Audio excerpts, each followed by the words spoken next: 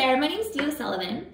I am a physiotherapist who works in Northern Ontario, Canada, in Indigenous communities, in schools and homes and all the places where the children are. I'm also a yoga instructor, so I teach privately in group settings, in private settings, kids, adults, all the people. I'm also a mom and a coach of several sports, including soccer. And I just wanted to share a little bit today about how important yoga has been to me in all those places. Yoga started out as something that I love to do, and I just really noticed how it made my body feel strong, made me feel good, a little bit more, relaxed. It just was really good for my overall health and well-being. So I started to integrate it into all the different areas of my life, including my physiotherapy practice.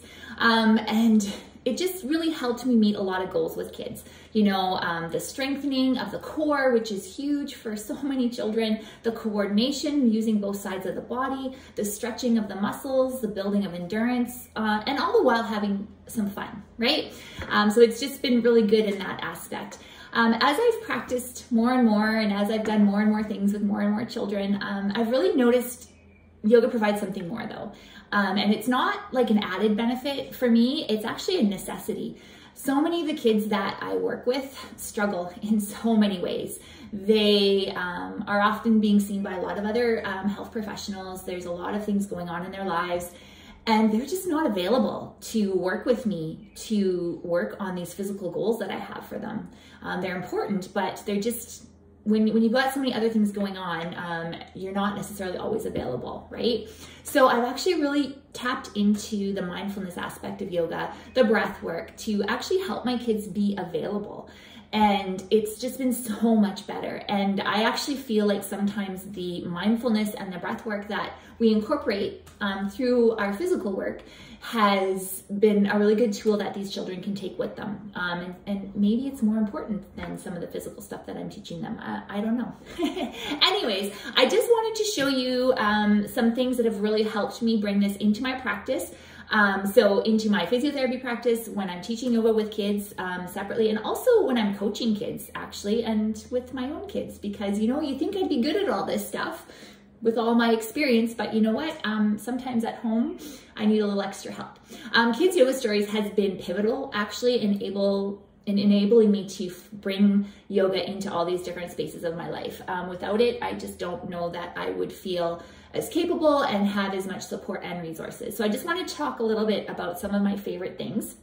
Of course, Kids Yoga Stories has phenomenal yoga cards that you can print off, and they're like so easy. Grab and go. You can basically make a game out of anything that you've done as a kid. Jenga is one of my favorite. Honestly, you make the kids hold a yoga pose while the other kid is pulling out a Jenga block.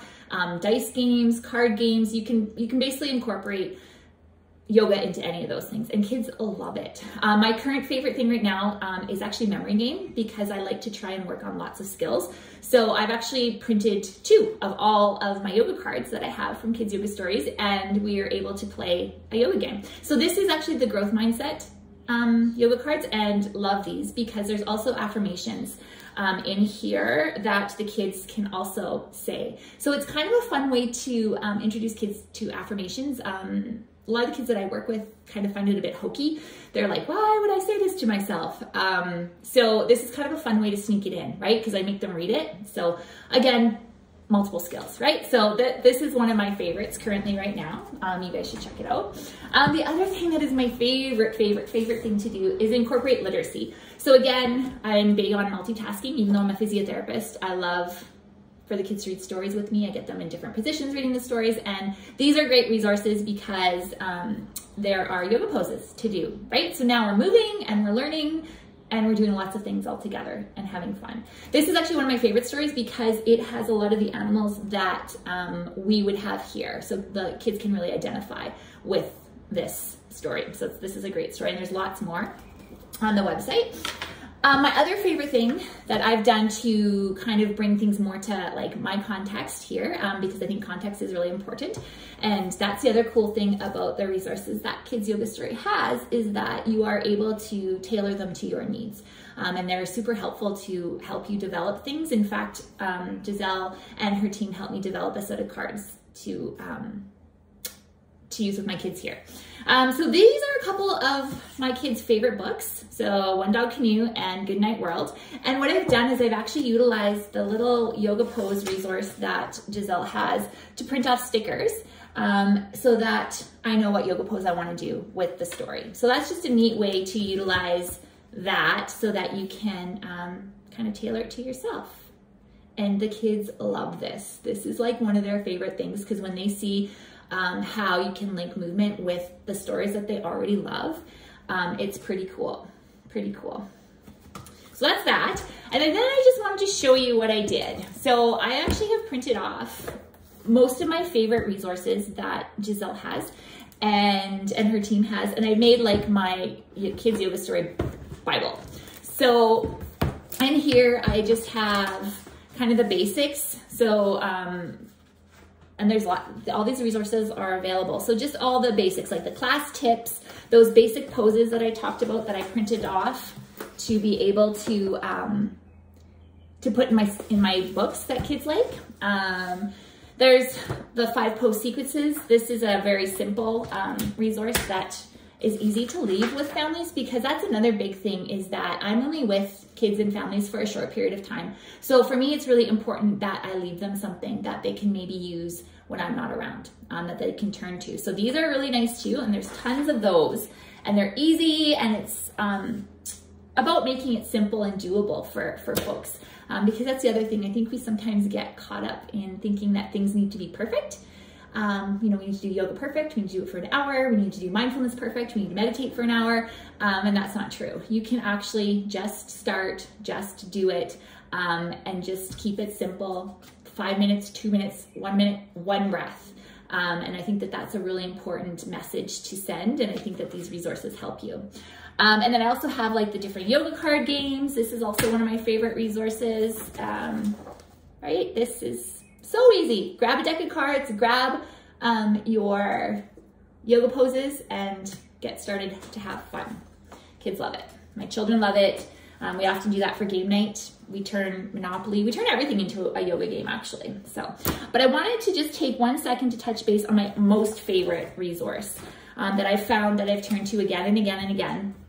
And it is Mindful Kids in 10 minutes a day. So there is one for each age range. So you've got the littles, you've got kind of those grade 1ers, and then the older kids.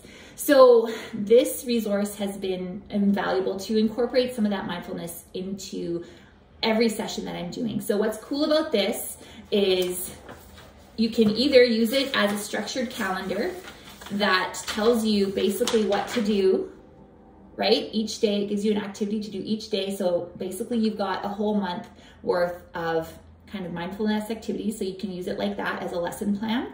Or you can do what I do, and I just kind of grab what speaks to me in the moment, what I know kids like, and then I use that to start all of my sessions, actually. And then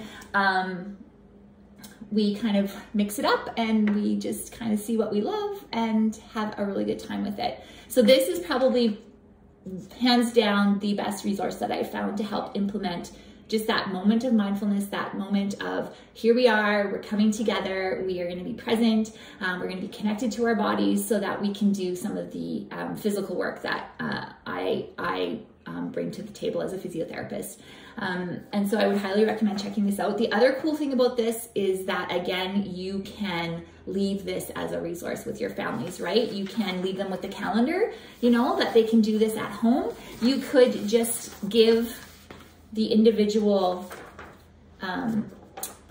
activities. So this is the sound count, right? So simple language, just this 1-pager, just taking time to do this activity to help ground the kids. So by far my favorite activity, and by far my favorite resource. Hopefully that's giving you some ideas of how you might be able to bring yoga and mindfulness into your area of practice to make it meet your needs, because I think that that's really important. Yoga is for everyone, and yoga is meant to be experienced on and off the mat, and it's meant to help you manage everyday life, right? So I would really encourage you to explore it and bring it into your sessions. I've noticed that it really helps my children be able to focus on what I need them to focus on. just because, as we all know, we have so much going on in the world today. And I think we all just really need that opportunity to come back and to ground and to be in our bodies so that we can be our best us. Take care and have a great day.